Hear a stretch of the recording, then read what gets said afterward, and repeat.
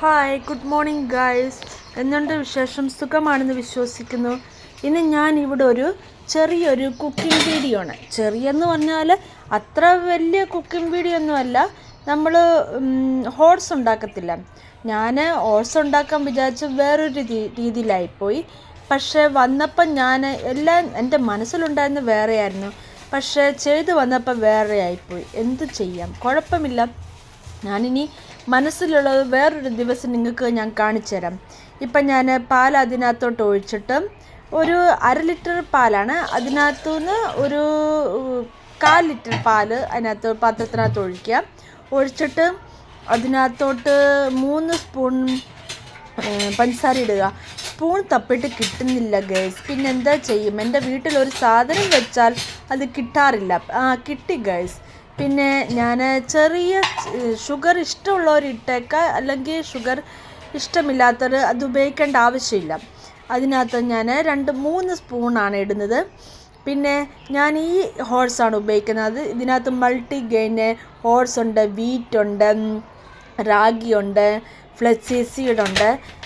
ഇത് ഞാൻ പുതുതായിട്ട് മേടിച്ചാണ്. എങ്ങനെയാവുന്നത് എനിക്ക് തന്നെ അറിയത്തില്ല.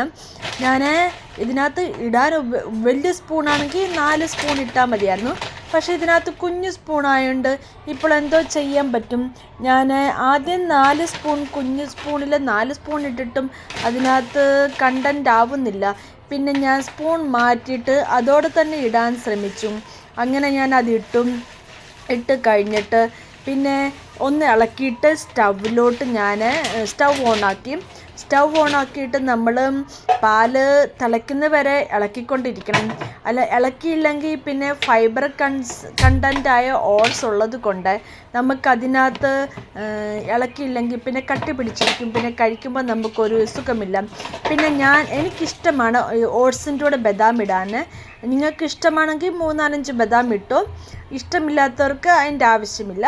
പിന്നെ അതും കൂടി ഇട്ടിട്ട് ഞാൻ പിന്നെ നല്ലതായിട്ട് പാല് തിളയ്ക്കാൻ വേണ്ടി ഇങ്ങനെ ഇളക്കി കൊടുത്തു തുടങ്ങി.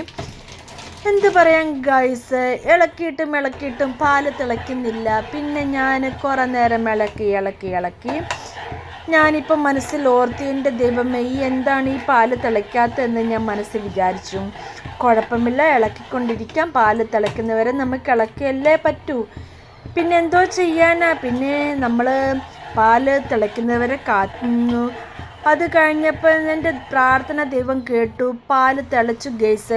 നമ്മൾ ഇതുപോലൊരിതാകുമ്പോൾ നമ്മൾ ഒന്ന് ഇളക്കിയിട്ട് സ്റ്റൗ നിർത്തുക. അല്ലെങ്കിൽ പിന്നെ സ്റ്റൗ നിർത്തിയില്ലെങ്കിൽ പിന്നെ അതിനകത്ത് പാലിൻ്റെ കണ്ടൻ്റ് അങ്ങ് വറ്റിത്തീരും. പിന്നെ അതങ്ങ് കട്ടിയായിത്തീരും. പിന്നെ ഞാൻ ഇതിനകത്തോട്ട് ശകലം നെയ്യും ഇടുന്നുണ്ട്. പിന്നെ എനിക്ക് നെയ്യിടാൻ ഇഷ്ടമാണ്, നെയ്യിടുന്നുണ്ട്. പിന്നെ ഞാൻ തേനിടുന്നുണ്ട്. തേനെന്ന് പറയുമ്പം ചിലപ്പം മധുരം ഉപയോഗിക്കാത്തവർക്ക് ഇത് നമ്മൾ അത്ര നല്ല ടേസ്റ്റ് വരത്തില്ല. മധുരം ഉപയോഗിക്കാത്തവർക്കും വേണേൽ തേനിടാം. ഞാൻ നെയ്യിട്ട് കഴിഞ്ഞിട്ട് അതിൻ്റെ കൂട്ടത്തിൽ തന്നെ തേനും ഉപയോഗിച്ചിട്ട് രണ്ടും കൂടി മിക്സ് ചെയ്തിട്ട് കുറച്ച് നേരം ഞാനത് തണുക്കാൻ വെച്ച് കഴിയുമ്പോൾ തണുത്ത് കഴിയുമ്പോൾ നമുക്ക് അത് കഴിക്കാൻ ഒരു ടേസ്റ്റ് കാണുമേ. അത് കഴിഞ്ഞിട്ട് ഞാൻ ഒരു പാത്രം വെച്ച് ഒരു 5-10 മിനിറ്റ് മാത്രം അതിൻ്റെ എക്സോസ്റ്റ് ഫാൻ ഓൺ ആക്കിയിട്ട് ഞാൻ 5-10 മിനിറ്റ് വെയിറ്റ് ചെയ്ത് കഴിഞ്ഞിട്ട് തണുത്ത് ഗൈസ് ഞാൻ കഴിച്ച് നോക്കി. സൂപ്പറാണ് ഗൈസ്. നിങ്ങളും ഉണ്ടാക്കി നോക്കുക. ടീക്ക് okay, bye, tata, take care. എല്ലാവരും സുഖമാണെന്ന് വിശ്വസിക്കുന്നു. ബൈ.